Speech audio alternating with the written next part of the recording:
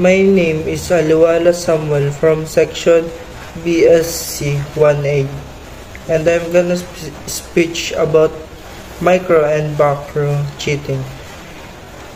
Imagine a world where every quiz is open notes.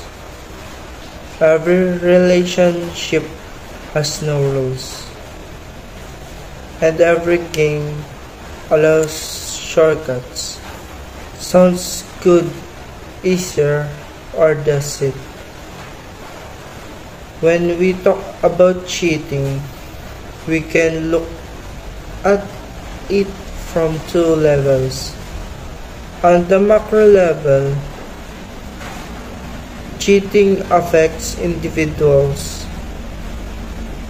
A student copying answers, a partner breaking trust, a player bending rules. On the macro level, it impacts society, lowering the value of education, creating unfair competition, and eroding trust in institutions. Some might argue cheating can be justified in extreme situations like survival or protecting someone from harm.